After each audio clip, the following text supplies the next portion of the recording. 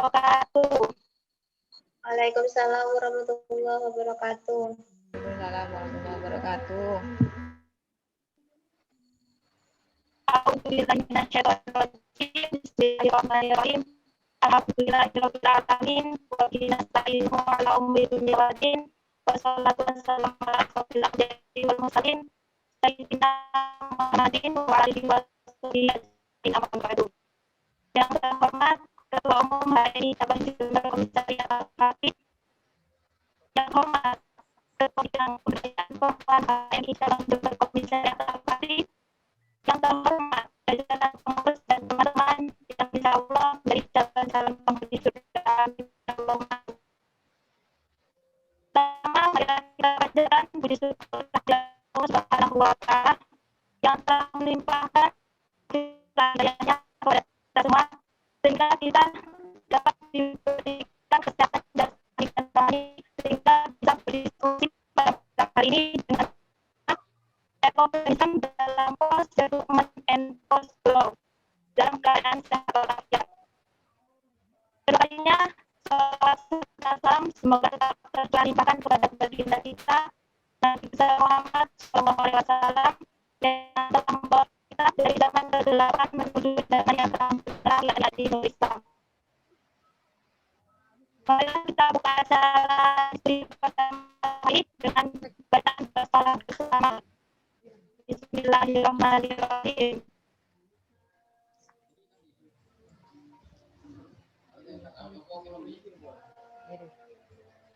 Selanjutnya sambutan oleh pengurus bidang pemberdayaan perempuan kepada saudari Rizka, disilakan. Ya. Baik, assalamualaikum warahmatullahi wabarakatuh. Waalaikumsalam warahmatullahi wabarakatuh. Alhamdulillahirabbil alamin wa bihi nasta'in wa ala umuri dunya waddin wassalatu wassalamu ala asyrofil anbiya'i wal mursalin sayyidina Muhammadin wa ala alihi washabihi ajma'in amma ba'du.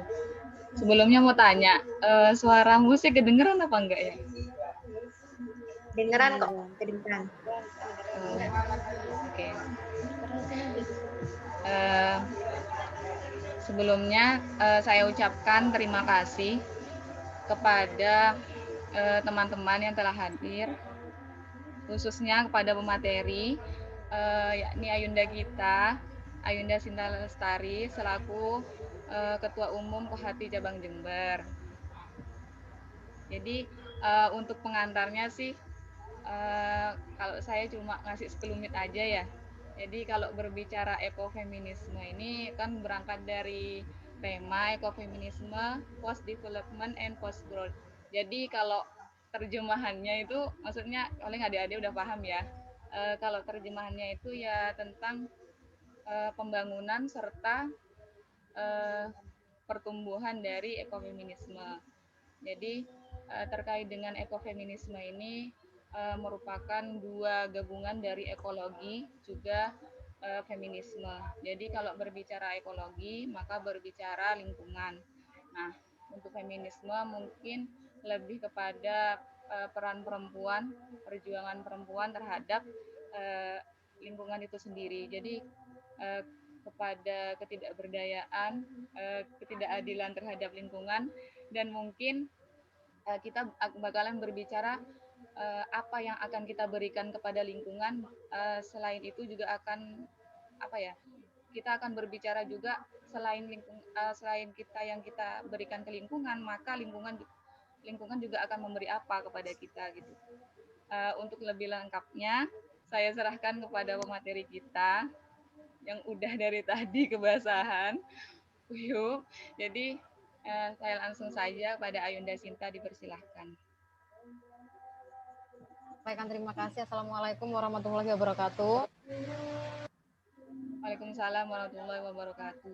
Waalaikumsalam warahmatullahi wabarakatuh.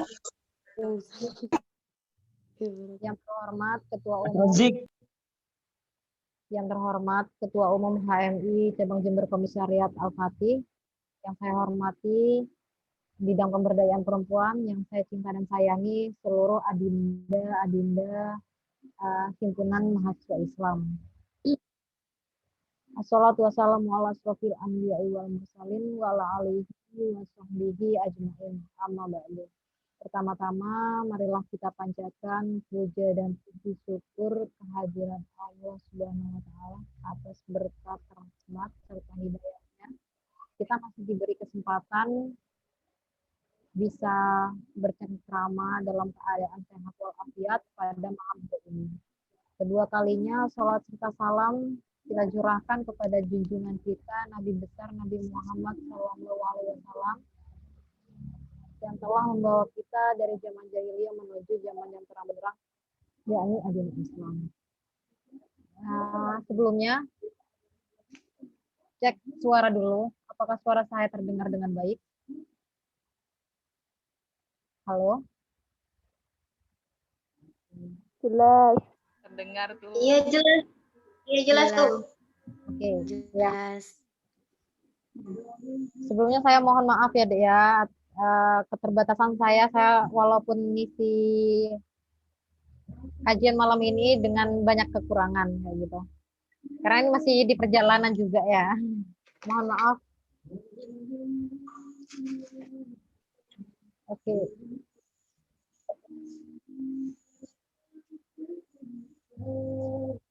Suara saya jelas ya, soalnya dengarnya di sini putus-putus gitu. Kalau di situ jelas nggak? Jelas tuh. Oke, ya.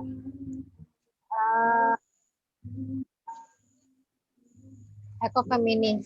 Nah, ekofeminisme tadi sudah disampaikan oleh pemberdayaan perempuan, yang mana ekofeminisme itu adalah gabungan antara ekofeminis dan ekologi.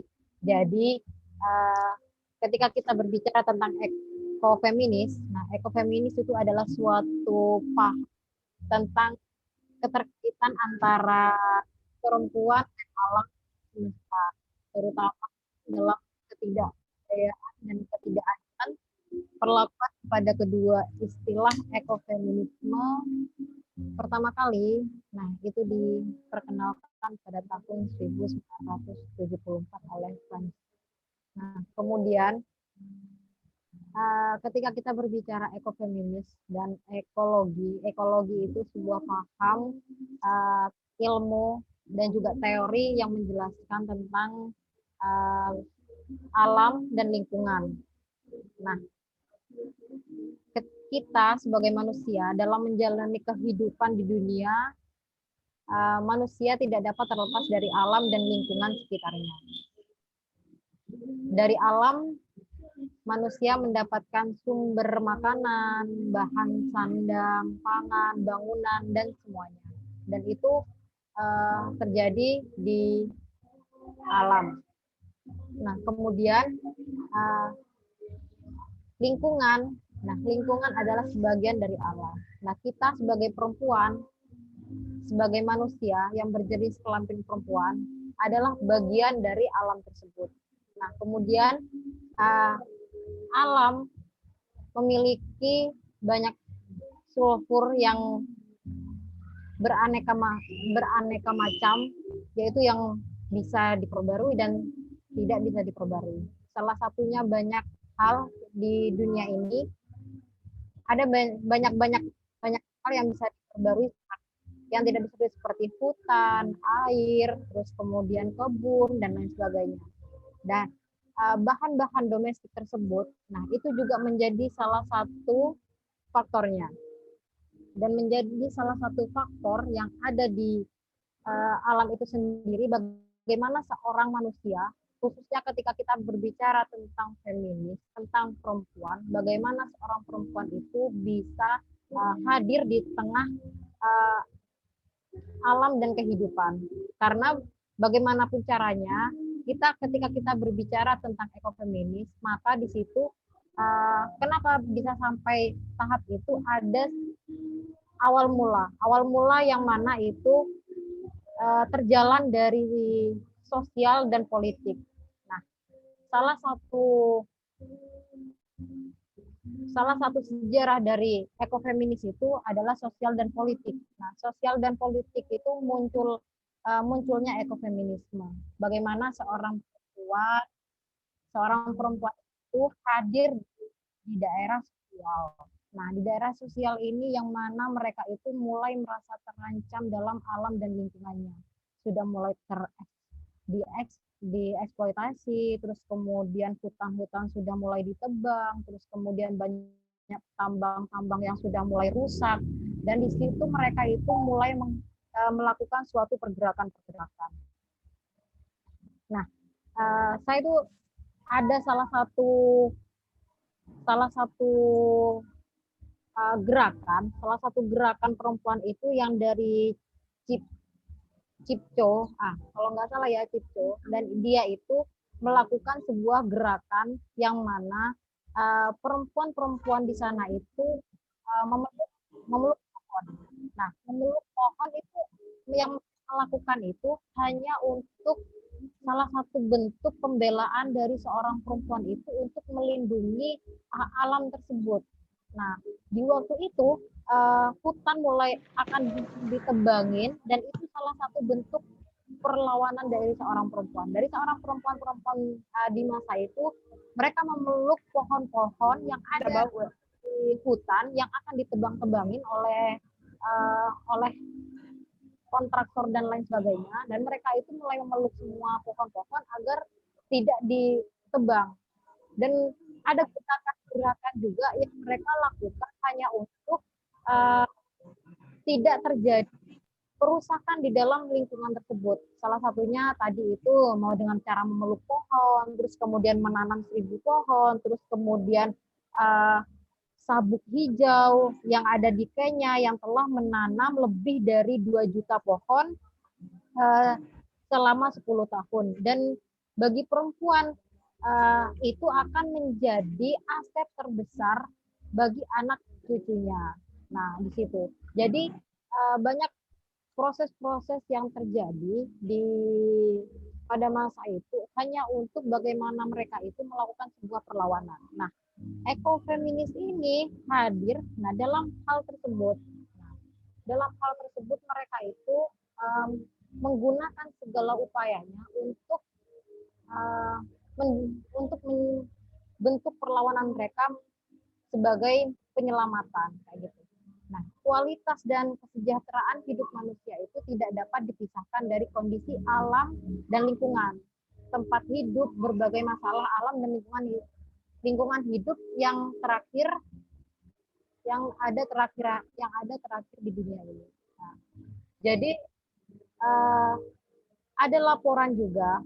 Saya tuh pernah membaca laporan dari Human Development Report, kalau nggak salah itu pada tahun 2007, dan itu menyatakan bahwa akibat pemanasan global pada tahun 2000 dan 2004 sekitar 262 juta orang menjadi korban bencana iklim. Dan 98% darinya adalah masyarakat di dunia ketiga. Bencana tersebut terjadi akibat adanya peningkatan suhu 3/4 derajat Celcius. Nah, kemudian mereka itu mulai membuat cara-cara bagaimana perempuan bisa hadir dalam penyelamatan tersebut. Nah, krisis lingkungan dan hidup itu sudah mulai terjadi. Nah, akan menimbulkan kesengsaraan pada umat manusia, kemudian terlebih kaum perempuan, dan hari ini karena kaum perempuan adalah umumnya memiliki tugas dan peran yang sangat besar untuk menjaga keberlangsungan hidup keluarga, termasuk ketahanan pangan keluarga, dalam keluarga perempuan menjaga olah dan menyajikan makanan, dan semuanya persoalan keluarga itu lebih banyak dilakukan seorang perempuan. Dan hari ini khususnya kemarin itu sudah banyak terjadi permasalahan-permasalahan seperti sampah bisa diurai. Ini menjadi salah satu PR bagi kaum ekofeminis. Nah, kalau salah satu peran yang bisa dilakukan oleh seorang perempuan dalam hal tersebut itu adalah bagaimana seorang perempuan itu bergabung atau melakukan tindakan-tindakan sosial. Salah satunya adalah aktivis lingkungan. Nah, aktivis lingkungan ini mereka itu juga punya inisiatif yang sama dari ekofeminis itu. Jadi aktivis perempuan ini mereka itu mulai merencanakan apa yang sebenarnya bisa dilakukan oleh seorang perempuan. Karena yang satu hal dari aktivis lingkungan itu adalah sampah. Salah satunya itu adalah sampah plastik yang tidak mudah diurai. Salah satunya apa yang menjadi objek bagi perempuan itu adalah pembalut. Nah, yang mana pembalut itu suatu kebutuhan dari seorang perempuan yang harus dipecahkan masalahnya. Yang mana masalah itu yang dimaksud adalah pembalut ini yang berbahan dasar kapas dan juga ada plastik. Yang susah diurainya itu kan adalah plastiknya. Nah, plastiknya itu bagaimana bisa diurai oleh seorang dan agar tidak merusak lingkungan. Nah, seperti itu. Jadi itu yang dilakukan oleh kaum oleh aktivis lingkungan. Hari ini banyak yang dilakukan, tidak hanya berkutat kepada pembalut, terus kemudian juga permasalahan-permasalahan yang dilakukan oleh aktivis lingkungan untuk menjaga dan melestarikan alam dan lingkungannya. Terus makanya kan ada gerakan merubah pembalut menjadi bahan yang bisa diurai dan juga membuat menggunakan, kalau kalian tahu itu ada yang namanya pembalut apa ya?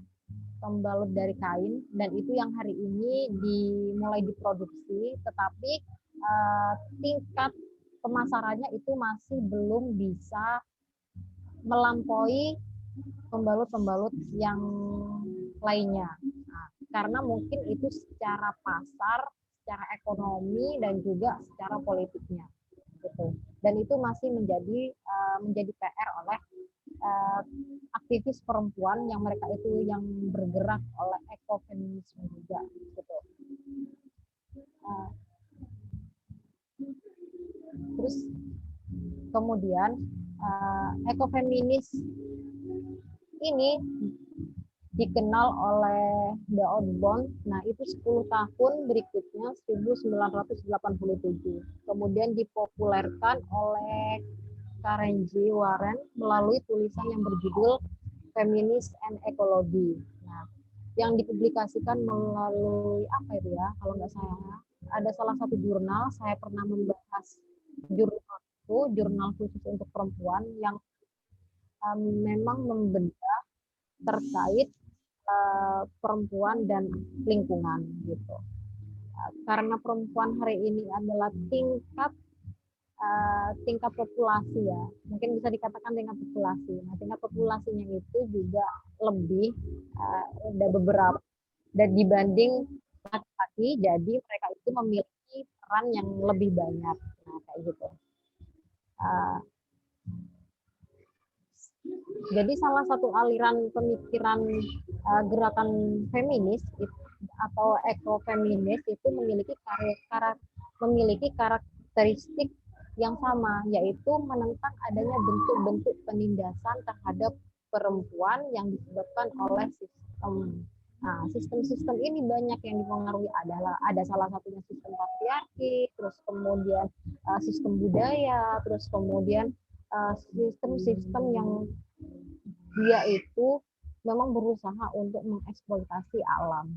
Nah, kemudian aliran feminisme lainnya itu adalah ekofeminisme, menawarkan konsep yang paling luas dan yang paling menuntut atas hubungan diri manusia dan lainnya. Nah, yang dimaksud dengan lainnya itu adalah manusia dengan alam, manusia dengan lingkungan dan hidup.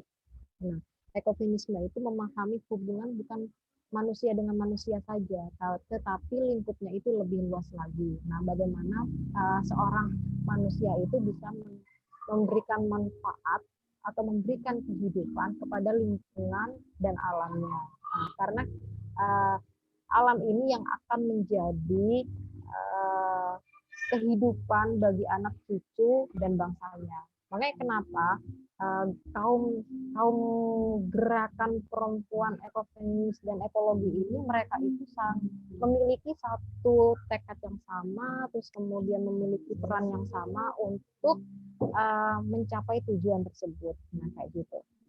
Jadi ekofeminisme ini adalah jadi banyak yang mengembangkan. Nah, mulai dari ekologi, terus dari woman nature, ekofeminisme alam menolak interioritas diasumsikan atas perempuan alam.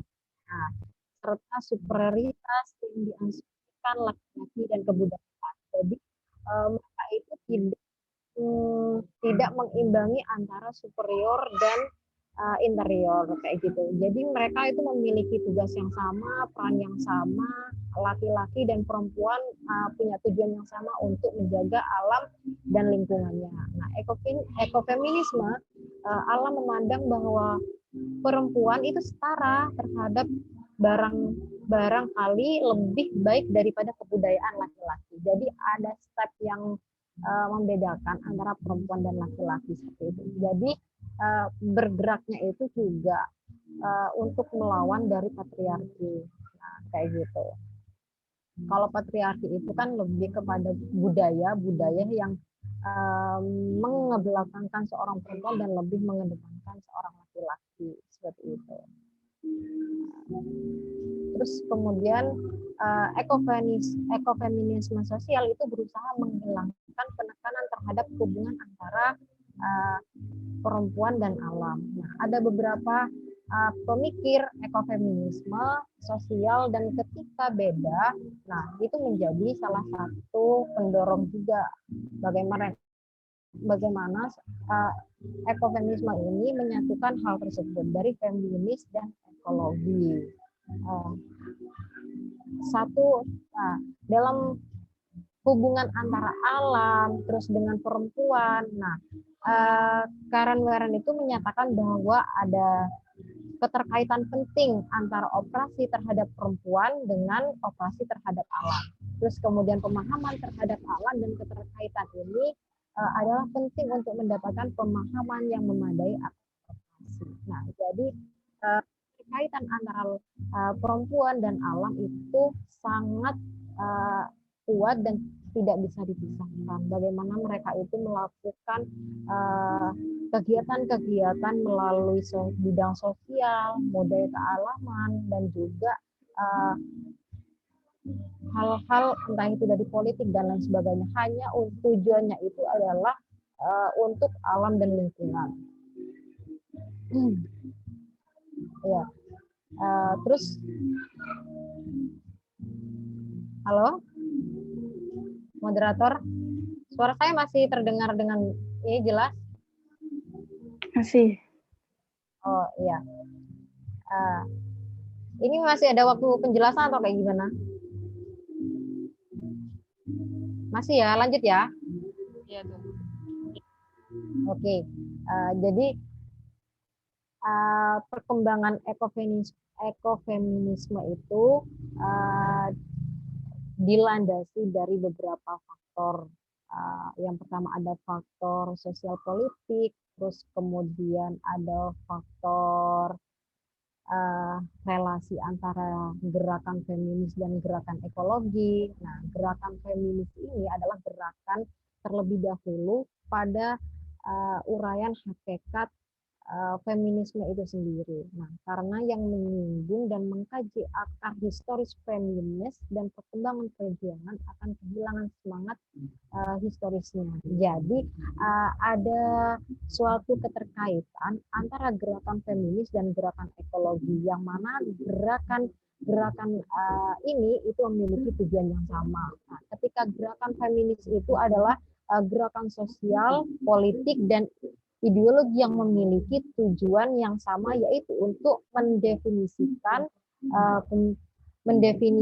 membangun, dan mencapai kesetaraan gender antara ruang lingkup politik, ekonomi, pribadi, dan pendidikan antara laki-laki dan perempuan. Terus kemudian gerakan ekologi ini adalah gerakan dari eh, dari kaum perempuan yang memiliki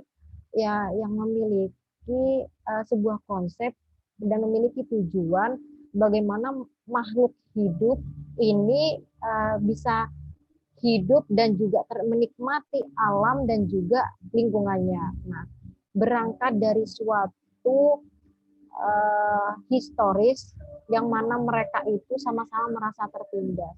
Nah, merasa tertindasnya itu adalah salah satunya dikarenakan adanya suatu eksploitasi yang terjadi di alam. Nah, jadi mereka itu melakukan perlawanan terhadap publik hanya untuk melindungi alam dan lingkungannya. Yang mana alam dan lingkungannya itu akan menjadi sebuah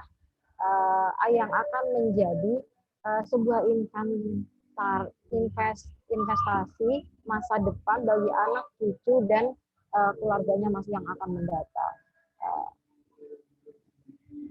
Mungkin itu saja dari saya.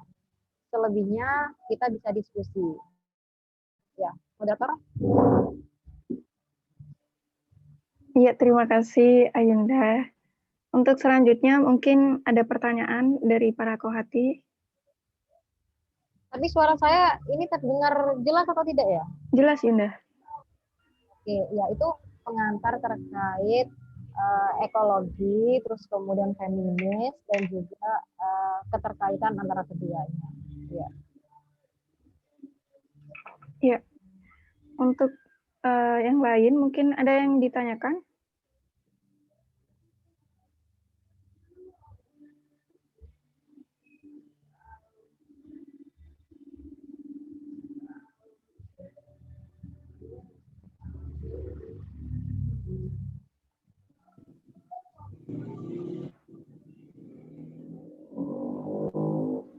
Ayo adik-adik yang mau tanya bisa lewat chat kalau males ngomong.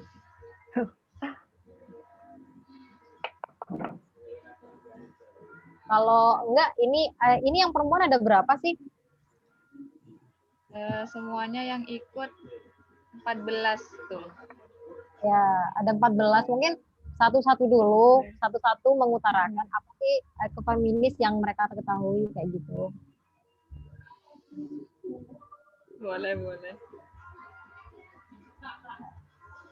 Jadi sebenarnya itu kalau kita ngisi materi itu, kalau saya itu sebenarnya lebih suka interaksi kayak gini. Ya, dialog sih.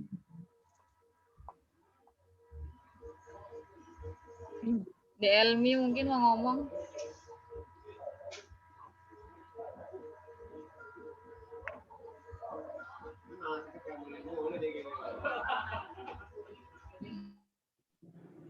Oh, ini Elmi lewat chat.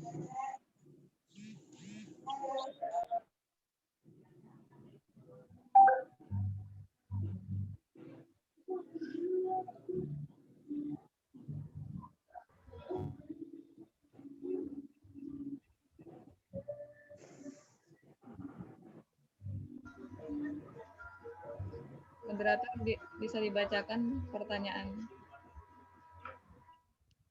Ya, ini pertanyaan dari saudari Elmi Aprisa. Assalamualaikum warahmatullahi wabarakatuh. Saya Elmi Aprisa. Saya ingin bertanya, dalam menghadapi era industri 4.0, di mana terdapat dampak negatif untuk lingkungan, salah satunya ialah makin tingginya kegiatan produksi manufaktur, juga akan berbanding lurus dengan tingginya pembuangan limbah yang bisa mengancam lingkungan hidup secara global. Bagaimana peran ekofeminisme menyikapi hal tersebut? Dan apakah di Indonesia telah berhasil mengedukasi perempuan-perempuan, khususnya untuk yang di daerah pelosok jauh dari jangkauan teknologi, tentang pentingnya gerakan ekofeminisme? Ya, terima kasih. Ya, benar hari ini di era industri 4.0. Nah, yang mana hal yang paling negatif dari industri 4.0 ini adalah limbah, ya. Banyak kemudian pabrik-pabrik dan itu masih belum menjalankan sistem pembuangan limbah dengan baik, dan masih banyak perusahaan-perusahaan besar, industri, bahkan pabrik untuk limbah hasil dari produksi industri tersebut masih dibuang secara sembarangan. Nah, jadi artinya limbah ini masih belum terselesaikan hingga saat ini. Bahkan banyak yang terdampak dari limbah tersebut. Aliran limbah yang dibuang ke sungai, terus banyak ikan-ikan yang mati, yang terus kemudian itu limbah ya, kalau di pedesaan itu masih ada pabrik-pabrik yang mana air limbahnya itu masih dibuang ke saluran sungai, yang mana sungai itu masih menjadi sumbernya masyarakat yang ada di sana. Mereka masih mandi, ada yang ke sungai, terus kemudian mereka yang masih untuk kebutuhan rumah tangga juga masih ke sungai. Jadi mereka itu sangat terdampak akibat limbah tersebut. Nah, untuk masalah limbah ini masih belum terselesaikan hingga saat ini. Terus kemudian peran ekofeminisme. Nah, peran ekofeminisme untuk menyikapi hal-hal tersebut itu bisa dikatakan ada peran. Ya, saya tidak mengatakan bahwa sudah terselesaikan dan lain sebagainya, tetapi sudah ada peran. Nah, salah satu perannya itu ada teman saya yang mereka itu dari aktivis perempuan, yang mana aktivis perempuan itu aktivis lingkungan, yang mana aktivis lingkungan itu mereka itu tergerakkan dari gerakan ekofeminis. Nah, mereka hadir kemudian untuk sebagai penyemangat dan juga mensosialisasikan diri betapa pentingnya peran seorang perempuan di ranah di dalam lingkungan. Karena kenapa? Tadi saya sudah menyebutkan bahwa populasi seorang perempuan di Indonesia itu melebihi dari laki-laki. Katakanlah populasinya itu lebih tinggi.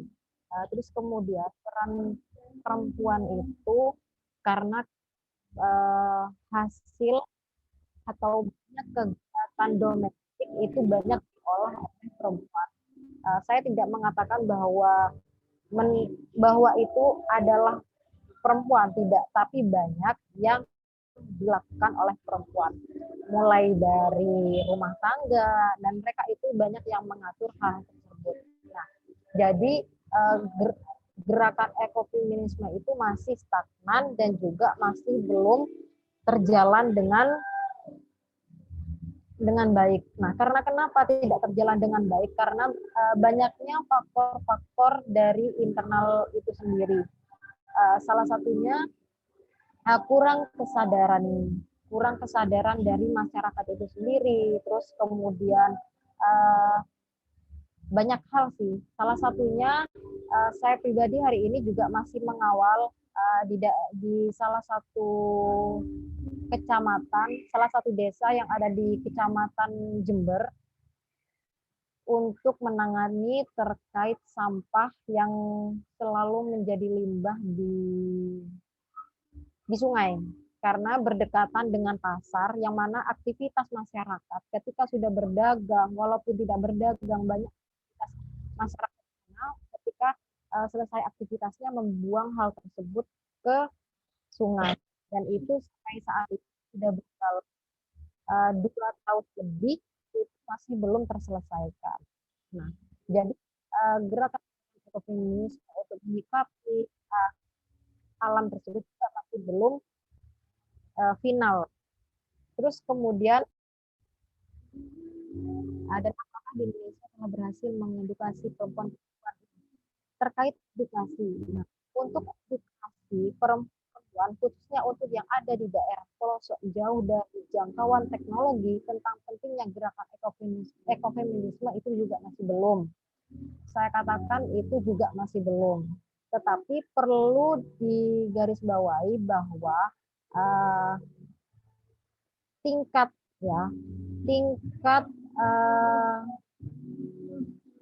tingkat keburukan masalah limbah lingkungan itu masih lebih banyak di pusat perkotaan daripada di pedesaan, dan itu real secara riset, ya, sudah real secara riset bahwa terkait lingkungan kehidupan dan itu masih jauh di perkotaan, walaupun edukasi hingga ke titik pelosok yang jauh dari teknologi itu masih belum ada, katakanlah belum ada. Tetapi per hari ini desa-desa ataupun pelosok itu masih dikatakan bisa 80% itu masih aman untuk terkait limbah ya ataupun sampah dan lain sebagainya. Tetapi ketika kita berbicara ekologi tidak hanya berhenti di situ saja, tidak hanya berhenti kepada limbah, tidak hanya berhenti kepada sampah dan lain sebagainya. Yang menjadi salah satu objek ketika di desa itu adalah penebangan pohon secara liar yang dilakukan oleh oknum-oknum yang tidak bertanggung jawab, dan itu yang sampai saat ini pun masih belum bisa diatasi. Banyak oknum-oknum yang masuk ke dalam hutan terus kemudian memotong kayu secara liar, dan itu masih sering terjadi. Efek dari hal tersebut itu apa? Nah, seperti itu. Untuk gerakan, maksud saya untuk edukasi sampai ke pelosok bisa dilakukan. Salah satunya itu adalah PR kita semua, PR khususnya para aktivis, para akademisi yang beraktivis adalah kita semua, khususnya adik-adik Komisariat Al-Fatih, bisa dilakukan sounding masuk ke desa, memberikan sebuah edukasi, bisa kerjasama dengan pemuda-pemuda desa, ya seperti itu. Jadi ada kegiatan bersama, sounding bersama dan lain sebagainya. Seperti itu. Gimana untuk yang tadi? Pertanyaan yang pertama.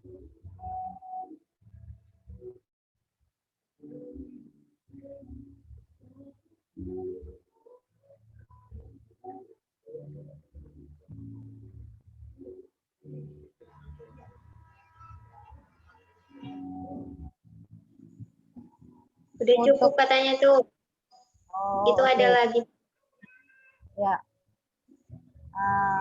Pertanyaan yang kedua mengenai postdoc, berbicara tentang perkembangan, pastinya perkembangan terkait ekofeminisme sendiri. Di sini saya akan bertanya pendapat pemateri, apa sih perkembangan ekofeminis saat ini dan apa perbedaan dengan yang dulu? Ya, perbedaan ekofeminis saat ini dan perbedaan ekofeminis yang dulu. Jadi hari ini berkembangnya teknologi sudah semakin canggih, terus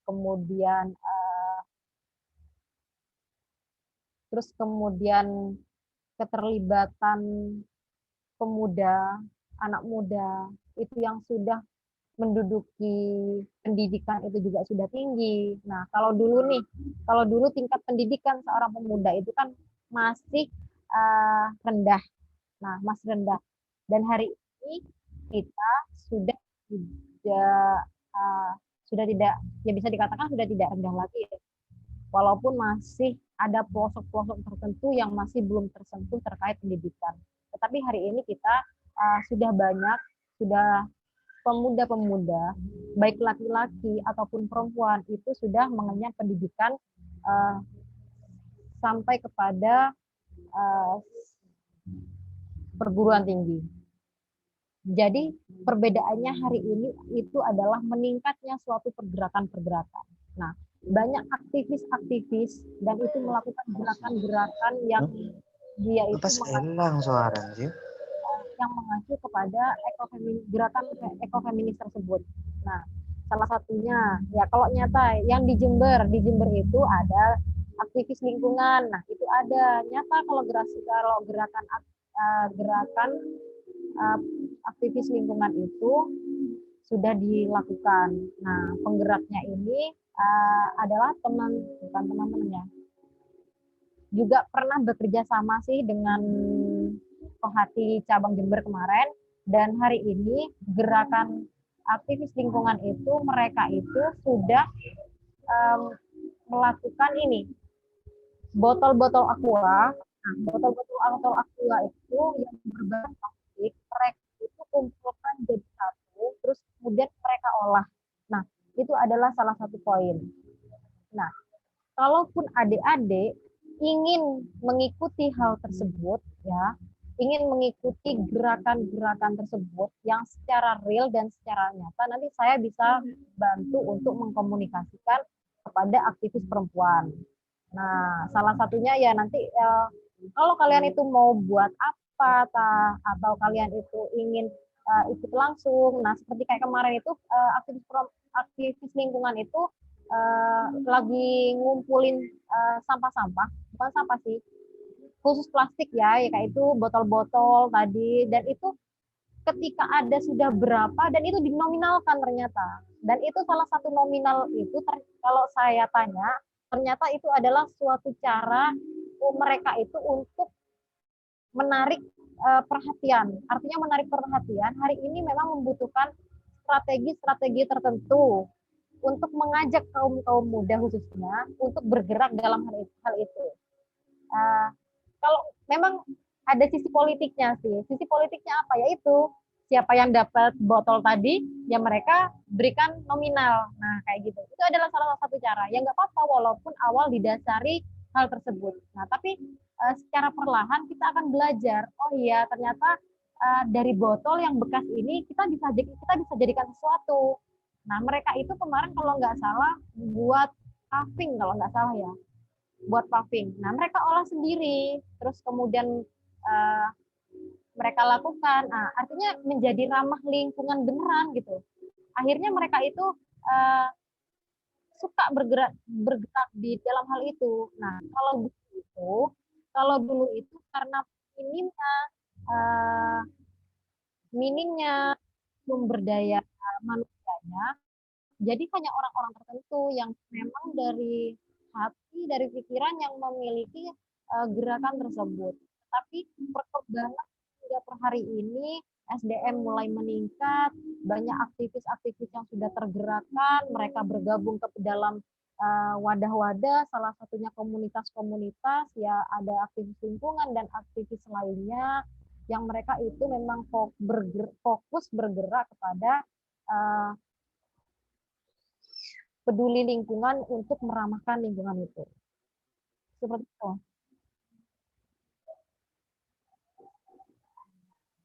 Ya, gimana pertanyaannya? Apa sudah cukup menjawab? Ya, terima kasih. Mungkin ada pertanyaan lain?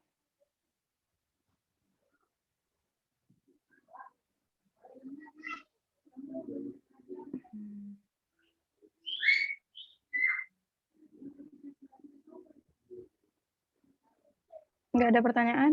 Tabit mau tanya itu tuh. Saya tanya. Sharing aja. Di Mangli hujan nggak?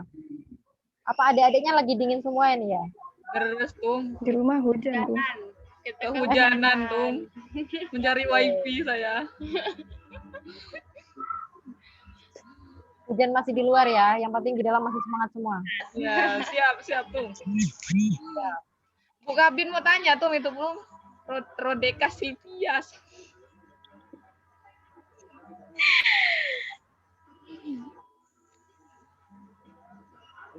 Ayo. Udah terjawab itu tuh.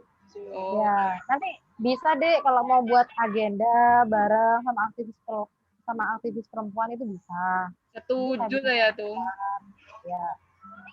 Jadi maksudnya biar enggak terputar di forum aja ya, di kajian aja gitu. Jadi kalian bisa sih edukasi, terus kemudian bisa refreshing, liburannya dapat, ilmunya juga dapat kayak gitu. Relasinya juga dapat karena ketika kita sudah bermain dengan aktivis perempuan itu, ya lingkup kita itu juga semakin besar kayak gitu. Jadi banyak orang hebat gitu. Campur sih, ada yang Islam iya, non Islam juga iya. Jadi kita di sana itu juga banyak belajar terkait bagaimana toleransi. Enggak hanya alam saja yang kita pelajari, toleransi alam, terus kemudian ya banyak lah.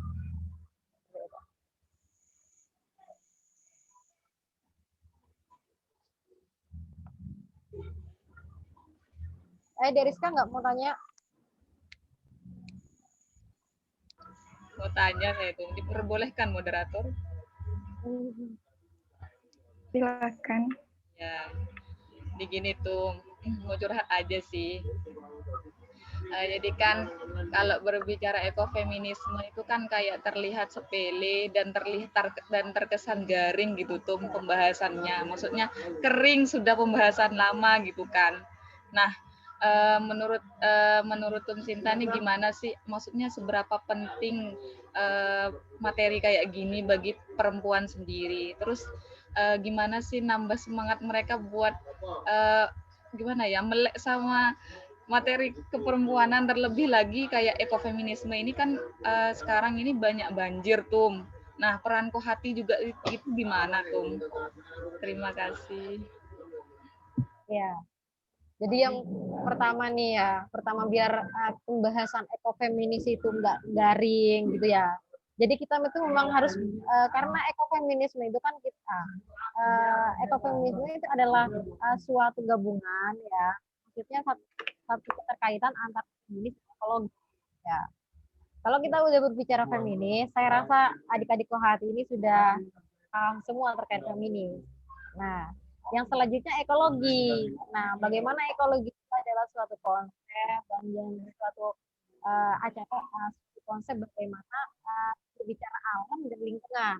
Ya, jadi salah satu caranya agar tidak garing, ya perempuan itu harus menyatu dulu dengan alam dan lingkungannya.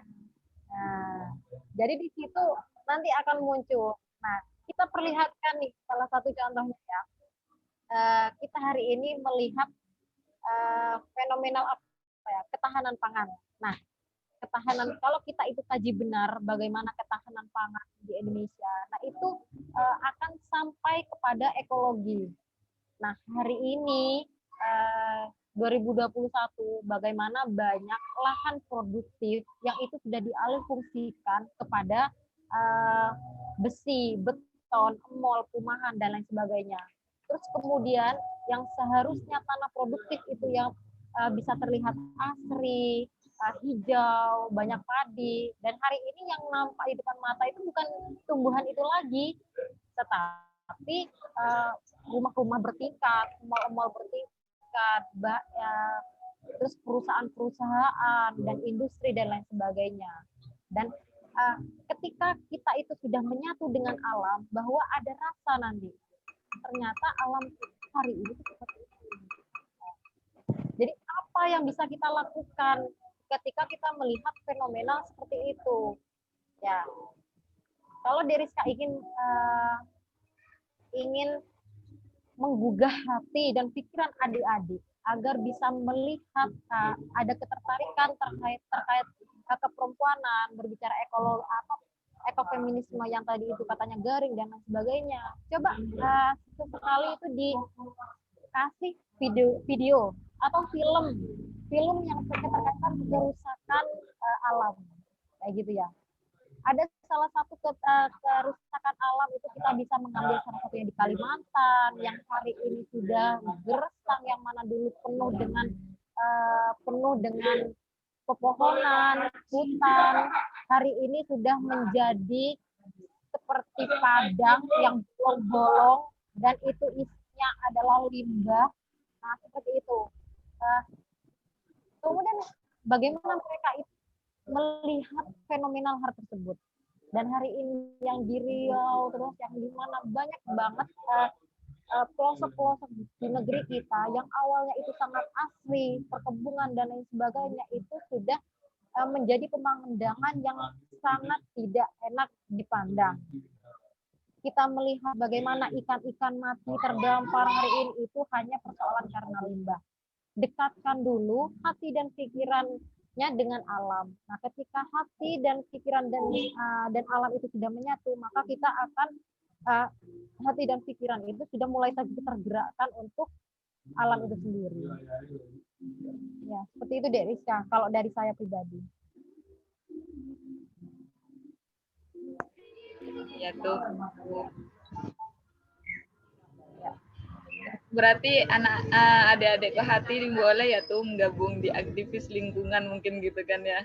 Kerennya. Ya, boleh sekali nanti. Ya, inilah. Kalau enggak ya main-main ke Gunung Pasang itu. Jangan main ke Gunung Pasang, lihat yang hijau-hijau gitu kan. Biar menyatu dulu hati dan pikiran dengan alamnya. Terus kemudian gimana nih kalau kita tanam 1000 pohon di sini? Keren, nanam. Ya, baik moderator sudah.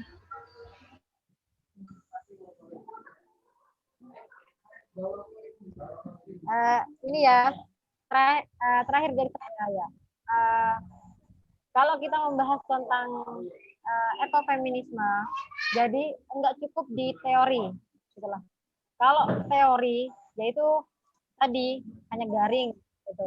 Karena teori itu ya gitu-gitu aja, ya hanya terkait gimana perkembangannya, terus kemudian sejarahnya, terus kemudian kenapa sih kok tiba-tiba ada ekofeminisme. Nah udah kayak gitu-gitu aja. Cuman sebenarnya sama. Nah, ekofeminisme itu juga gerakan dan eksploitasi. Nah, kalau kita mungkin ya, persepsi saya pribadi, kalaupun dulu itu tidak ada eksploitasi terhadap lingkungan alam, mungkin tidak akan yang ekofeminisme, yang mana ada gerakan feminis, gerakan ekologi yang menjadi satu hanya untuk membuat gerakan untuk melindungi lingkungan dan alam seperti itu.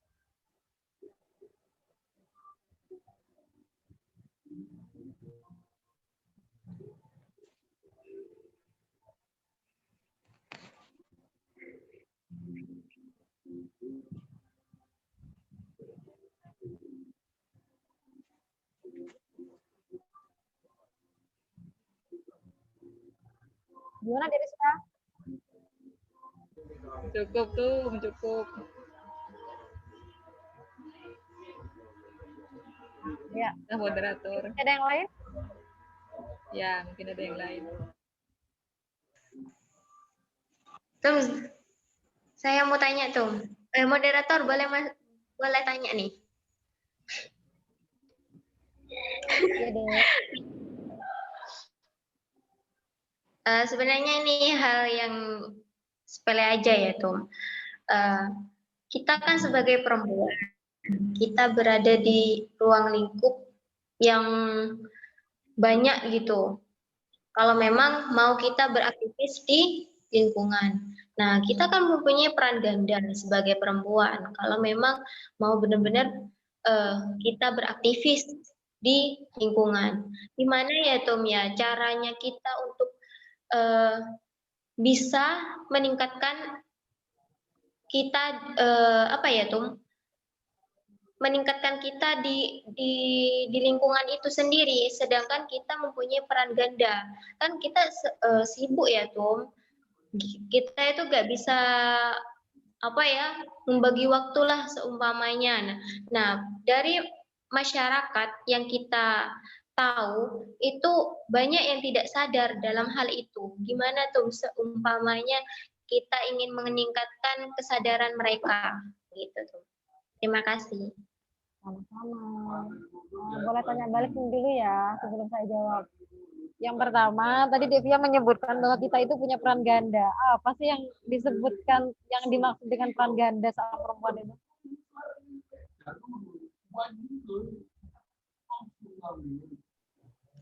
Iya tuh, kalau peran ganda kan kita itu berada di ruang publik sama di mana? Di ruang lingkup ini tuh apa namanya? Domestik. Nah, ya. Ya. Jadi kan kita bisa tuh untuk bagi waktu. Oke, yang pertama Dek, hidup itu adalah pilihan ya.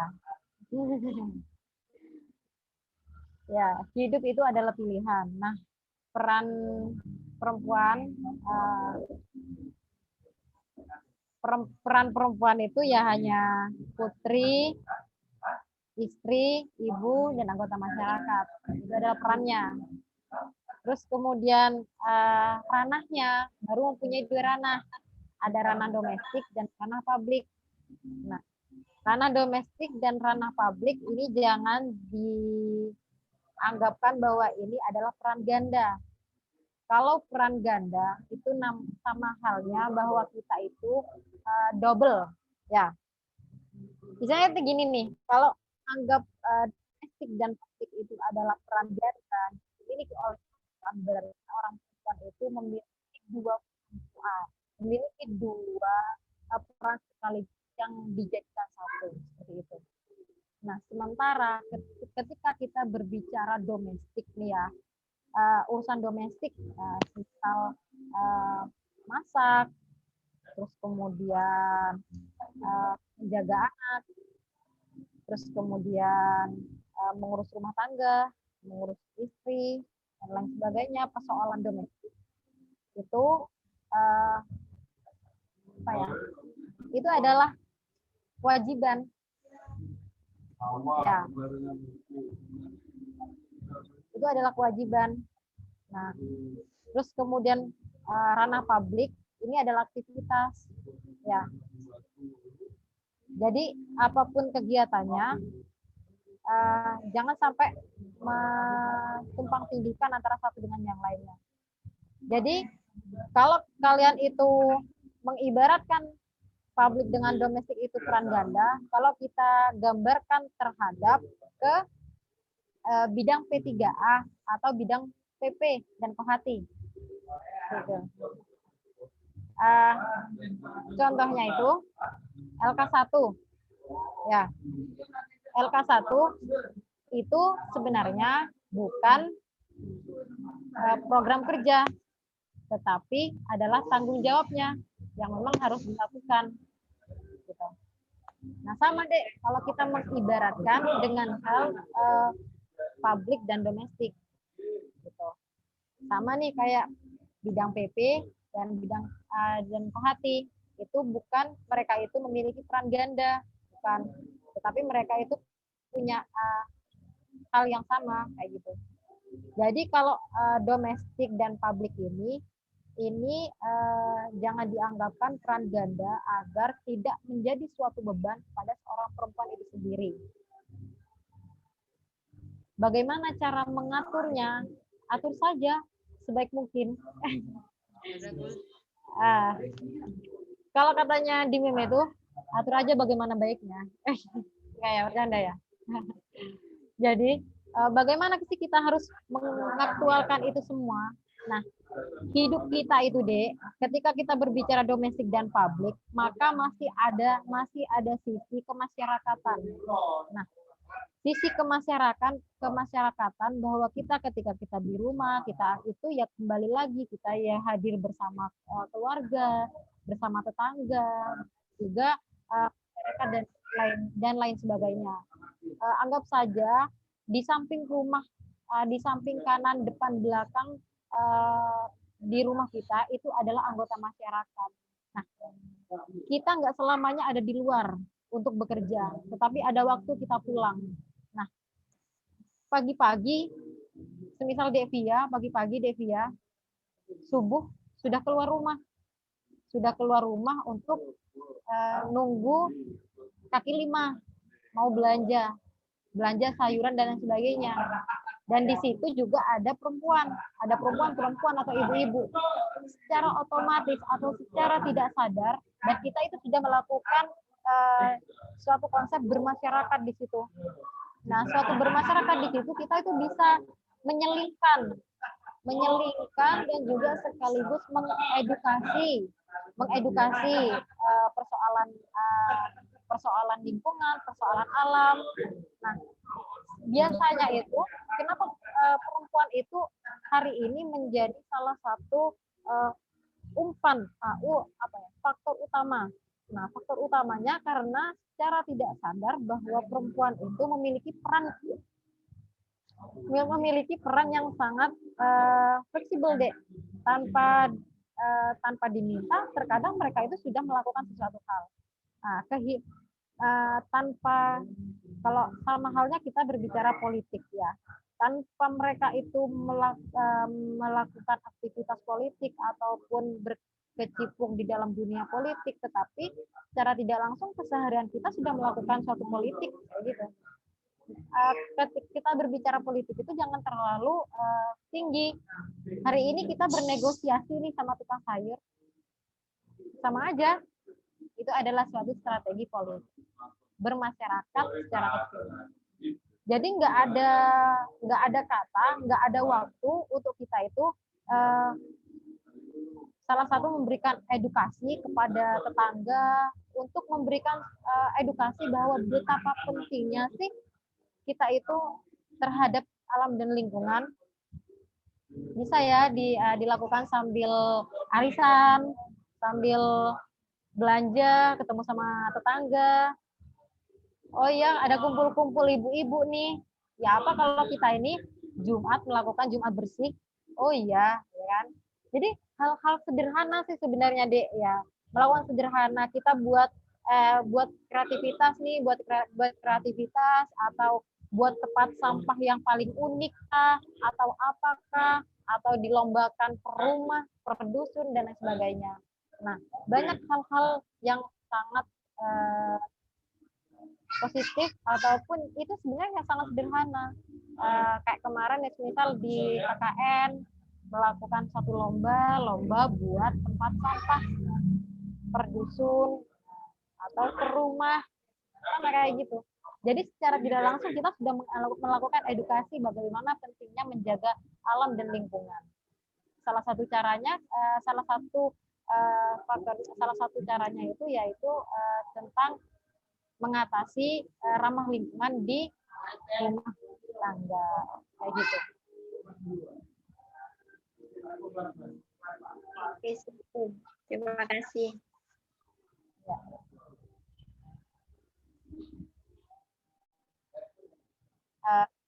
Ini lagi ya, untuk adik-adik ya, saya juga sih semuanya. Jadi hari ini itu sebenarnya bagaimana caranya kita sebagai kalian semua, saya juga aktivis. Nah, artinya aktivis itu tidak boleh jauh dari masyarakat. Ya, kita itu pada akhirnya lulus sekolah akan menghadapi dunia nyata, yaitu tentang kebermasyarakatan. Nah, apa yang bisa kita lakukan untuk masyarakat dan apa yang bisa kita berikan untuk masyarakat.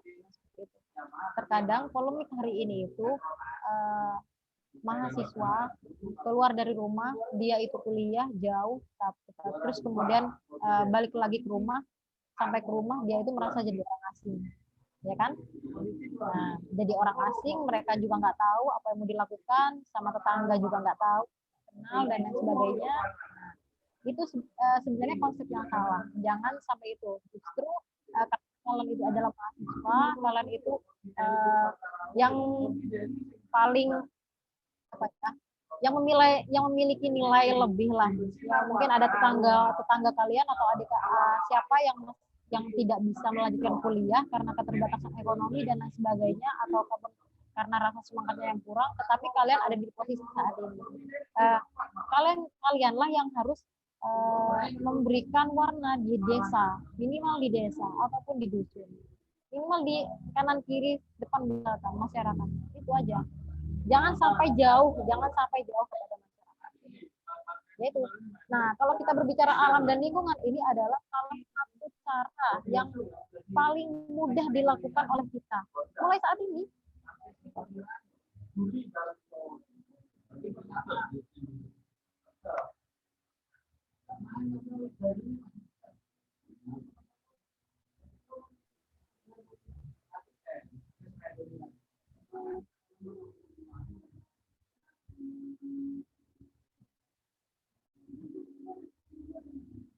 Gimana yang lain?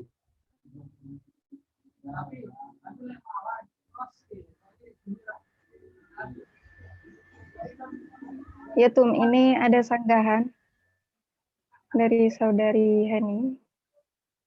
Ya. Nah, tadi kan katanya Tum Sinta bicara tentang adanya perkembangan ekofeminisme ini karena adanya faktor relasi gerakan feminis dan gerakan ekologi. Nah, itu gerakan feminis yang bagaimana?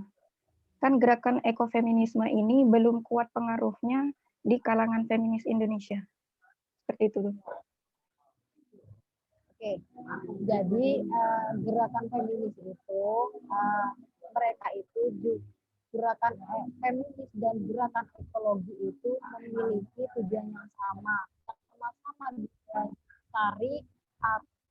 didasari karena merasa tereksploitasi, tertindas. Nah, makanya kaum ekofeminis itu membuat gerakan ekofeminisme. Nah, melakukan gerakan ekofeminis, yang mana ekofeminis itu yang memiliki tujuan, salah satu faktor ingin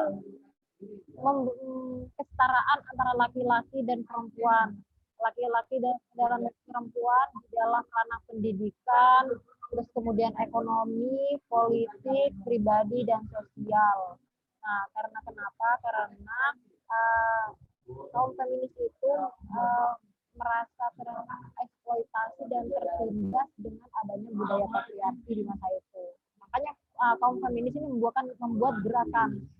suatu gerakan untuk mengembalikan hak-hak seorang perempuan, begitu. Jadi ada landasan atau atas dasar yang sama antara gerakan feminis dan gerakan ekologi. Nah, gerakan ekologi ini yang mana mereka itu dulunya itu pada tahun berapa ya? Saya lupa. Itu tereksploitasi. Nah, tereksploitasinya itu salah satunya itu yang dicontohkan dengan gerakan Cipo. Nah, itu yang dengan cara memeluk pohon. Dan di masa itu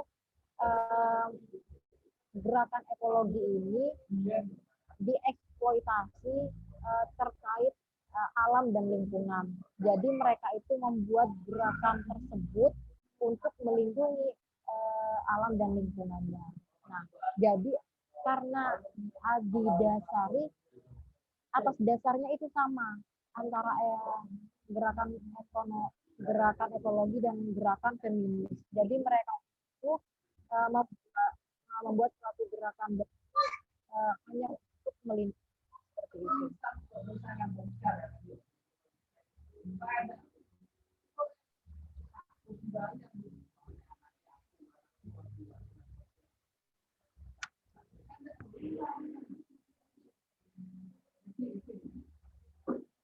Iya. Saya boleh tanya tuh. Ya, boleh. Ini terkait feminis. Apakah hanya perempuan saja yang boleh menjadi feminis? Tadi kan feminisme itu adalah pengakuan tidak setuju atas budaya patriarki kan. Nah, siapapun yang merasa dirugikan oleh budaya tersebut dan memperjuangkan hak-hak perempuan, ia telah menjadi seorang feminis. Nah, pertanyaan saya, apakah hanya perempuan gitu yang boleh menjadi feminis? Maaf Tum kalau jalurnya jauh. Ya. Jadi kalau yang saya pernah baca di jurnal, karena kebetulan kemarin itu juga membahas, Kalau yang sebenarnya bukan hanya perempuan yang boleh jadi feminis seperti itu ya, tidak. Nah, jadi feminis ini adalah gerakan perempuan-perempuan, maka dinamakannya adalah gerakan feminisme. Itu suatu gerakan atau perlawanan dari seorang perempuan yang mana di waktu itu mereka itu untuk melawan budaya patriarki. Budaya patriarki ini adalah budaya yang mengedepankan dan menampilkan perempuan. Nah, jadi apa dasar perempuan itu melakukan yang namanya feminis. Nah, apakah hanya perempuan yang boleh melakukan perlawanan dan lain sebagainya? Tidak. Jadi seakan-akan di sini bukan hanya perempuan terus yang merasa didiskriminasi ataupun yang merasa dipojokkan, diterbelakangkan dan lain sebagainya. Kenapa kok hanya ada gerakan-gerakan seorang perempuan dan lain sebagainya? Jadi kan muncul pertanyaan seperti itu.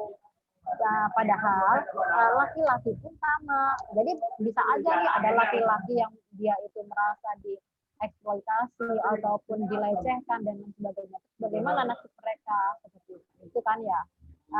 Jadi sampai saat kalau saya pernah baca itu ada nggak ada sih kalau kayak feminis gitu namanya, yang saya pernah ingat itu kalau nggak salah kayak berbentuk aliansi gitu, aliansi laki-laki gitu ya. Cuma terkadang itu memang yang per hari ini yang menjadi yang lebih banyak menjadi objek itu adalah perempuan. Gitu kan. Ketika menarik itu sebelum Islam itu masuk itu kan bagaimana orang-orang yang melahirkan seorang anak dan ternyata itu adalah anaknya anak perempuan berjenis kelamin perempuan hingga dikubur hidup-hidup seperti itu. Terus karena kenapa? Karena merasa perempuan itu tetapi memiliki perempuan itu ya udah mereka nggak dapat apa-apa gitu loh.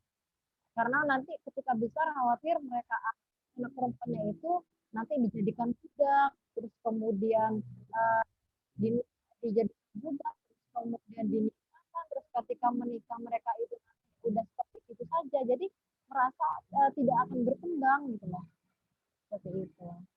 Jadi ya kalau untuk melakukan perlawanan ya enggak, bukan hanya perempuan saja yang boleh melakukan perlawanan, laki-laki juga gitu.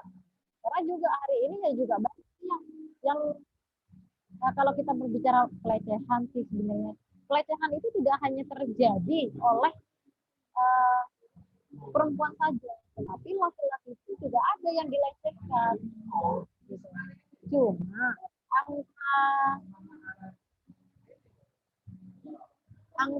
angkanya itu juga lebih banyak pada perempuan. Karena yang hari ini yang masih menjadi objek itu ya adalah perempuan. Gitu.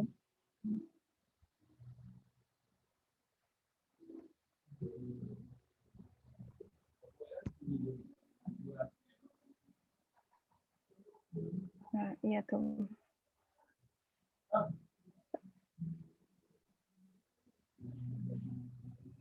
Mungkin ada pertanyaan lagi atau bisa dicukupkan?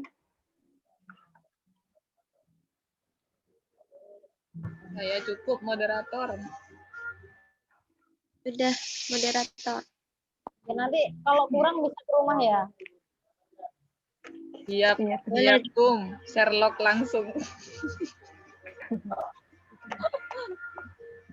Baik, terima kasih kepada materi yang sudah meluangkan waktunya malam ini. Semoga apa yang kita diskusikan dan kita pelajari malam ini dapat bermanfaat, barokah bagi kita semuanya. Saya selaku moderator, apabila ada salah-salah kata, mohon dimaklumi ya. Terima kasih. Selanjutnya saya kembalikan kepada MC. Demikianlah diskusi pada malam hari ini. Semoga bermanfaat untuk kita semua. Apabila ada kesalahan, saya mohon maaf yang sebesar-besarnya. Saya akhiri. Wabillahi taufiq wal hidayah. Wassalamualaikum warahmatullahi wabarakatuh. Jangan Mbak-mbak, Mas-mas jangan keluar dulu, foto bersama ya. Siap. Kameranya dihidup. Ayo, betul. Ya, jangan untuk foto. Bagus lah. Ayo kameranya.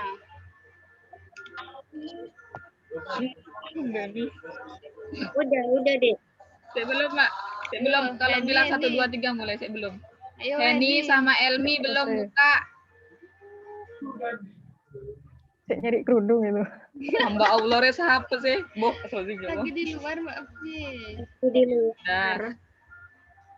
Oh ya, hamba Allah Mas Habib. Oh, lo Mas Habib, foto doang. Enggak boleh julid. Ayo foto. Ayo Yuk. foto. 1, Zilfi Sabrina ini enggak buka tapi 1, 2, 3. Sudah.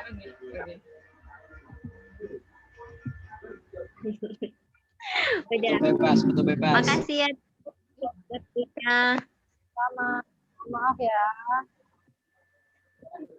Tinta, free-nya hari apa? Di rumah. Hari apa, Mbak? Ya, apa ya deh ya.